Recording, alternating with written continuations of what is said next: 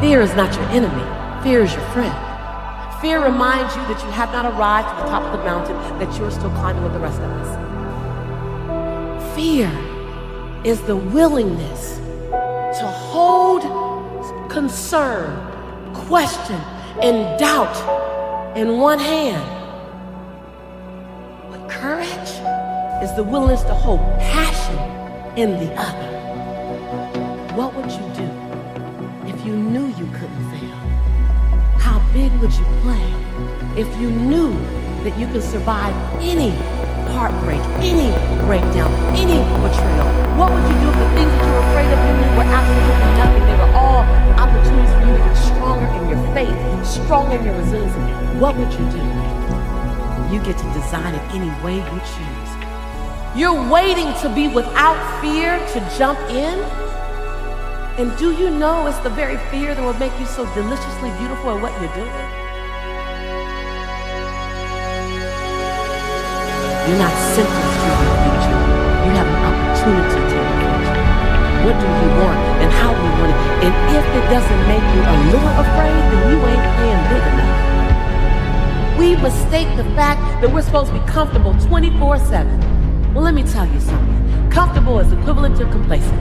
So look fear in the face and then stand on the edge. Hold fear. Don't wait for the fear to leave you. Hold fear in one hand and passion in the other and leap. Leap.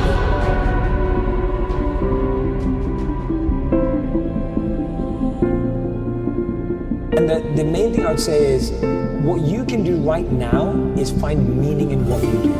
Make what you do meaningful, passionate, and purposeful. You don't need to suddenly look to become an entrepreneur or start a side hustle or find some more time. Find meaning. And the way you find meaning is you genuinely stop, press pause for a second, and go, what am I living for? It says, when you protect your purpose protects you. Your purpose is like a rare jewel.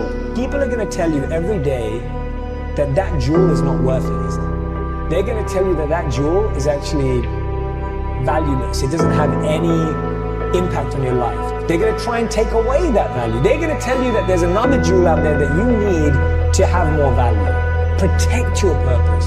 You have to protect it. So what happens is your success grows, you get more opportunities, more ideas, temptations, but they're going to take you away from your purpose. I'm like, I just want to stick to what I was born to do, and I'm so grateful that I get to do it. I'm so happy I get to do it, and I want to keep protecting it. I don't want to get lost in the waves.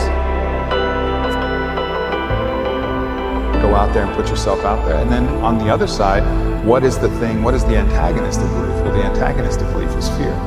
You know, fear is a belief that something negative is going to happen rather than something positive is going to happen. So it's like, that's on the other side. You're almost believing in your failure, right? Rather than believing in your success. So you have to go attack and collapse these different fears.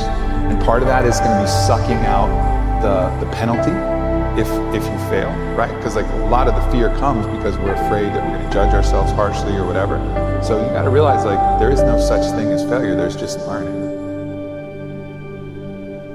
Your mind gravitates towards which it is most familiar with. And so if you're really familiar with what you're worried about, what your problems are and your fears are, and that becomes your dominating thinking. I know you've all heard this, but here's the reason why. Your mind loves what's familiar.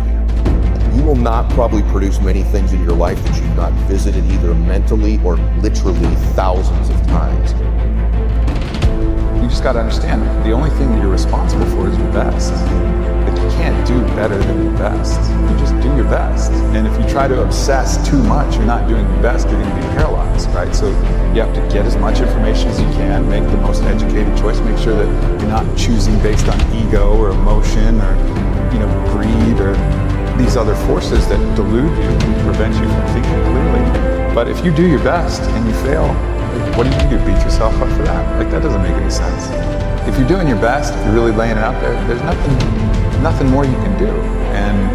And that's, I think, that's really the key, is just to constantly rest and rely on that fact that I'm doing my best and there's nothing